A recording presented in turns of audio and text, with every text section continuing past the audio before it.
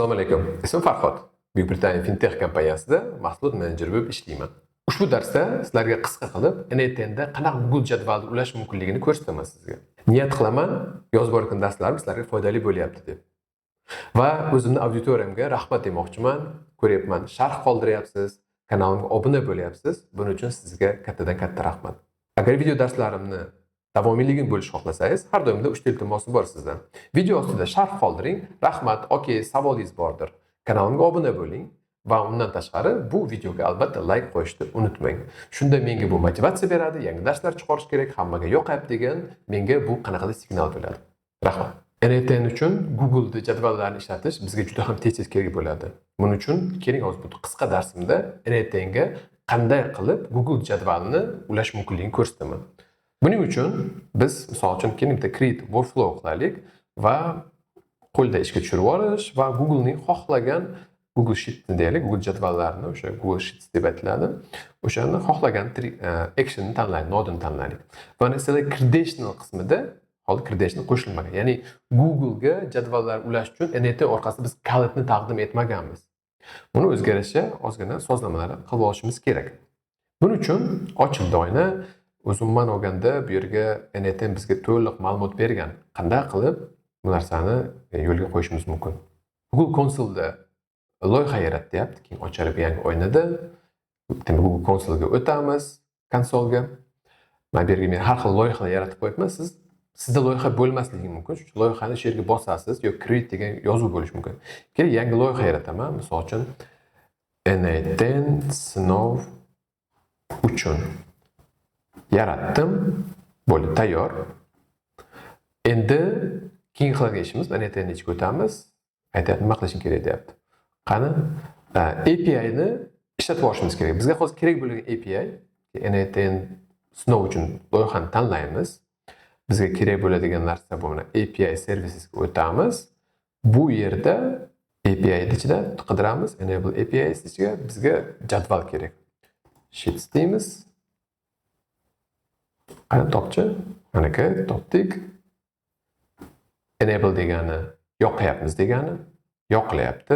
Balkim sizda interfeys ruscha bo'lsa ruschada, balkim o'zbekcha bo'lsa o'zbekchada ko'rsatadi. Men inglizchada hamma narsani ishlataman.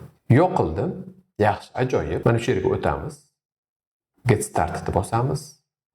Nomini misol uchun NetEn darslarim uchun email yozish kerak qanaqadir. Emailimni yozdim o'zimni.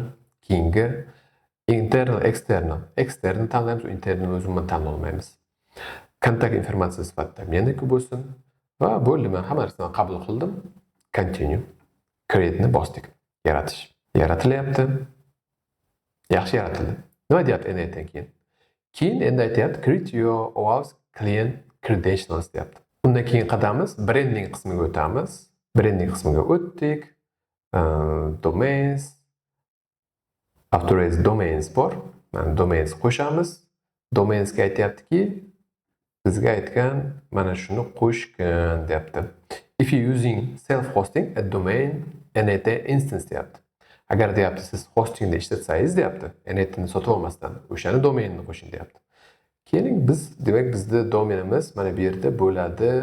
Mana shu domen bizda bo'lyapti. NetEn bizga bergan domen. Buni qo'shamiz. Men optaragan deyapti. Qiziq bo'ldi bu yerga. Qarang. Hostingerni o'rnatilganini qo'shsam, men bu yerga aytayapti, subdomain bo'lyapti. Nuqtalar bor-ku, demak domen, subdomain bundaqa ishlata olmaysan deyapti. Buning uchun deyapti, o'zing domen bo'lishga xuddi mana bunaqa. Hostinger cloud bo'lsin deb. Balkim ishlatsa bo'lar bu yerga. Keling, mana shu yerga hostinger mana bunaqasini olib taylaylik. Menimcha to'g'ri bo'lishi kerak. Qarang, sizga dars qilyapman, jarayonni o'rganyapman. Saqlashni bosdim. Keyingi qiladigan ishimiz bu ishlab ketish uchun bizga OAuth klient yaratishimiz kerak. Buni bosdik tugmani. Application type bu web application bo'ladi. Bizda e'tibor qiling, mana shu joyiga klient yaratgan joyi mana yozib qo'yibdi, qanaqa yaratish kerakligini. Bizga bergan mana bu manzilni bergan. OAuth redirect URL degan joyni bergan. Tanlaymiz. Redirect URL ni qo'shamiz. Web client bo'ldi. Create ni bosamiz. yaratdik va bizga maxsus kodlar berdi. Mana shu kodlarni ishlatishimiz kerak bo'ladi. Demak, klient ID'ni ko'chiramiz. Klient ID'ni ko'chirib qo'ydik. Klient secretni ko'chiramiz. Qo'ydik. Bo'ldi. Endi saqlash knopkasini bosamiz. Saqlandi. Saqlash bosgandan keyin mana bu yerga Google'da ulanish degan tugma paydo bo'ldi. Buni bosamiz. Buni bosdik. Men o'zimni Google accountimni tanlayman. Mana shu yerda men ma'lumotlar hammasini to'ldirdim. Mana bu domain deyapti, qo'shilmagan deyapti. Ko'rdik, xatolik olyapman, shunaqami? Men ham sizlar bilan bir vaqt o'zida o'rganib boryapman. Demak, xatoliklar, qanaqa muammolari bor va uni qanaqa yechim qilamiz. Demak, nima qilamiz? Audiensga o'tamiz. Google mana bu joy audiensga o'tishimiz kerak. Balkim siz API qismiga o'tib qolishingiz mumkin. Mana bu qismlarda hozir yurgan bo'lishingiz mumkin. E'tibor qiling. Unda buni o'tishimiz uchun OAuth consent screenga o'tamiz. Mana bunaqa joy ochiladi. Keyin audiensga o'tamiz. Audiensga o'tgandan keyin add users bosalik shu yerga. Keyin bironta foydalanuvchi qo'shaylik. Emailni yozamiz uni. O'zimni emailimni yozaman. Saqlash. Bo'ldi, qo'shdim foydalanuvchi. Keyin yana bir marta bu narsani NetEnt ichida ulab ko'ramiz. Sign in with Google. Emailimni tanladim. Qarang, manda yozuv chiqib qoldi.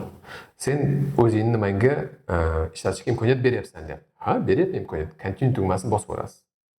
Nimalar ishlatishga deyapti? Hammasini tanlaysiz. Continue'ni bosasiz. Bo'ldi. NetEntga mana ko'rib turibmiz, bizda Google jadvalimiz ulandi. Account connected degan yashilni oldingiz. Misol uchun buni olamiz. Test NetEnt deb nomlab qo'yaylik. Saqlashni bosdik. Keyingi qadam, misol uchun Google izda fayllarni, jadvallar, Google'dagi jadvallarni ko'raman desangiz, mana bunday xatolikni ko'rishingiz mumkin. Buni qanaqa to'g'rilaymiz? Buning uchun biz yana Google ga o'tamiz o'zini qismiga va bu yerda biz tanlaymiz, demak API deymiz. O'sha yana bitta API ni ishga tushirishimiz kerak. Bizga kerak bo'lgan library bu Google Drive bo'ladi. Google Drive. Yaxshi, enable bosamiz. Enable bosdik. Yondi, ishga tushdi. Credential qismiga o'tamiz. Demak, web klientimiz bor. Keling endi yana bir marta NetEntni tekshirib ko'ramiz, ishlaydimi yo'qmi. Bosdik. Yuklanyapti va e'tibor qiling, barcha fayllarimiz ko'rindi. Shunaqa do'stlarim, ko'rib turibsiz? Hamma kerakli ma'lumotlarni yoqdik va bizda Google Drive ishlab ketdi. Bu Google Drive degani Google o'zining servislari ichida Google jadvallar, Google Docs. Google Docs yoqilmagan. Google faqat Google jadval yoqdi, Google Sheets yoqdik. Uni yoqmoqchi bo'lsak, alohida boya ko'rsatgan joyimda borib yoqish kerak bo'ladi. Hozircha Google jadvalni uladik, biz o'zimiz fayllarimizni ko'rib turdik. Mana misol uchun bironta faylni tanladik, uni ichidagi ma'lumotlarni ko'rib tura olamiz va uni boshqara olib, yangilab, yangi jadval qo'sha olamiz, yangi ustun, yangi qator qo'sha olamiz. Bizda butun Google jadvalimiz mana shu yerda turibdi. E'tiborli joyi, bu o'zimizda serverimizda o'rnatilgan variantda qilingan dars. O'zini NetEntda tursa, menimcha ozroq osonroq bo'ladi. Google jadvallarni ulash bunchalik qiyin bo'lmaydi. Endi biz o'zimiz serverimizda qilyapmiz, shuning uchun pul tejaganmiz. Shuning uchun qanaqadir qiyinchiliklarga duch kelamiz o'rta-o'rtada. Aytgancha, Telegram kanalim ham bor. Bu yerda sizlarga foydali ma'lumotlar, darslarim chiqishidan oldin xabar beraman. Hafta davomida o'zimni o'rgangan narsalarim bo'lishib boraman. Obuna bo'ling, sizga nasib bo'lsa foydali bo'ladi. Darslarim yoqgan bo'lsa, har doimdek like, obuna bo'lish, bironta sharh qoldiring. Keyingi darslarni ko'rishguncha. Xayr.